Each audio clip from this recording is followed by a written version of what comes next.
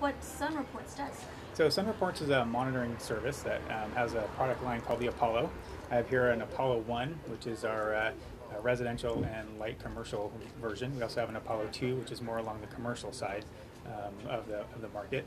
And it's a monitoring device for solar thermal systems such as this, or solar PV, which is electricity. The premise is that it's very simple to install, very simple to use. So basically plug in with color-coded cables, much like you do with a PC, connect into the system, and then it connects to the internet using an existing router. The data is then uploaded to the internet to our servers. All the servers do all the heavy lifting, create nice pretty charts, create alerts, things like that, so that the homeowner and the installer can see the production of the systems remotely. Premise is that the installer can get an alert from the SunReports system if there's something that's wrong with the solar installation.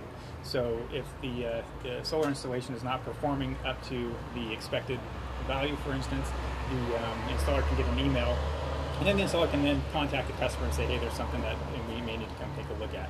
We provide the device that monitors the system, as well as the user portal and the installer portal on the website. So it gives the information to the installer and gives the information to the consumer to be able to understand what's happening with their system. Because the nice thing about these things is that they're fairly innocuous. They don't have any moving parts, but the problem with that is that you can't really tell if they're working or not. So if you have a solar PV, solar electric, or solar thermal, solar hot water system, the panels sit up on the roof and they look really nice and they're pretty, but there's no moving parts. So you really have no idea if they're working or not. So you really need something in there to be able to detect the performance of the system and alert you if there's anything, if the performance starts to degrade. Sorry, this might be a silly question, but wouldn't I know if it's not working if I'm not getting hot water? So that's the interesting part. So both solar thermal as well as solar PV systems always have some sort of a backup. So there's always a backup water heater, or there's always a PG&E that ties in. So if the system goes down, let's say for instance it's night, it's a very hot water intensive day. So you run out of hot water and it's nighttime, the backup boiler kicks in and will automatically give you hot water. So if the system's not working, you really don't have any idea. Same thing with the PV side. So if you're using electricity, if you're producing electricity during the day when the sun is out, when the sun goes down, you're not producing electricity anymore, so you have to pull that electricity from PG&E. The systems are smart enough to automatically switch over, so the customer doesn't have to worry about, am I going to have hot water or am I going to have electricity? The systems do that for them.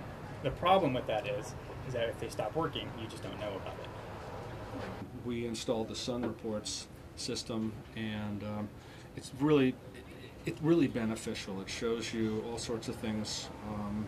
It gives you errors, like if all of a sudden your water temperature is too cold or whatnot.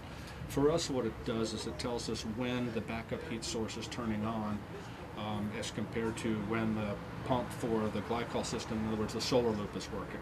So it's a really good way to sort of watch and learn how to best utilize the water that's heated by the sun. And it really just makes a difference. I can tell you when they get up and shower in the morning because I can see the temperature changes. It's pretty interesting, and he's on it. The architect's on it constantly. The customers that have monitoring, whether it's in PV or thermal, they're on those monitors all the time looking at their reports.